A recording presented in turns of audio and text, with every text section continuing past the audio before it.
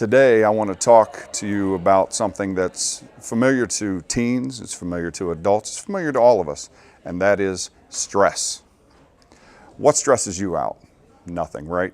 Wrong. Is it schoolwork, academic pressure, homework? Is it your parents? Nobody gets stressed out by their parents, do they? Right. Maybe it's money, not having enough, or finding a job. Maybe that's stressful to you. Relationships, boyfriend, girlfriend, even within your family. And then we have life events that are stressful. Sometimes you transfer from one school to the next, you move from one town or state to another. We also have life events like a death in the family. Sometimes parents separate or even get divorced. So there's a lot of life events that can be very stressful too. College application, seniors, is that stressful to you? Maybe just a little bit. And then you have peer pressure. Peer pressure to do things that maybe you aren't quite comfortable doing. That can be very stressful.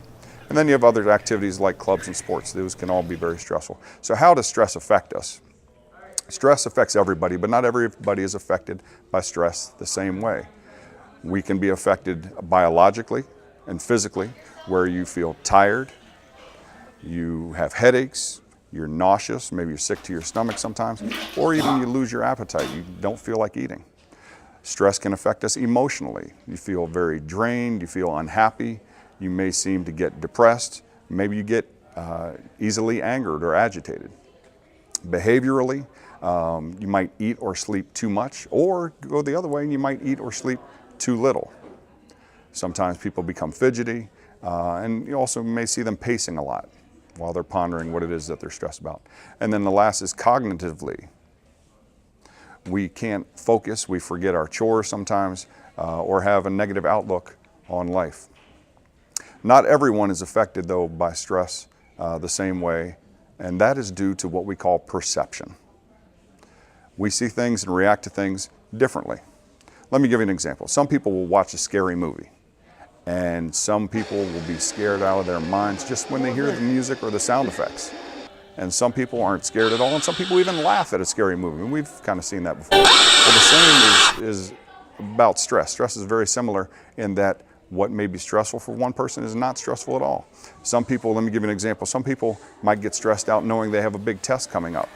They freak out because they're afraid of what their parents might say if they get a bad grade. They've got to put all this time and energy into this test. Maybe they didn't study as much as they knew they should have. Maybe they don't understand the material.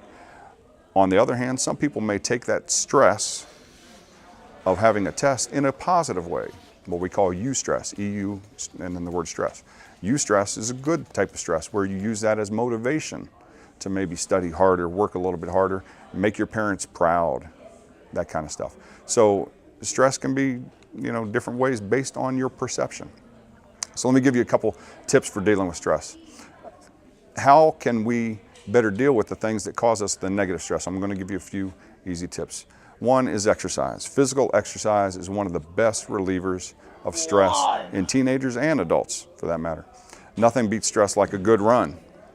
When you're stressed out, go for a walk or just hit the gym. Now, that may not be easy for everybody. If you're getting angry with somebody or something, I bet you won't be angry for very long if you drop down and do as many push-ups as you can. The harder that gets, you're going to start to forget about your stress and the anger. Tip number 2 is get some rest. Between schoolwork, your social life, and home, teenagers have little time to get proper sleep. You tend to stay up late, and then we have to get up early in the morning to go catch the bus or get to school and do the things we have to do. So relaxation is very, very necessary to de-stress.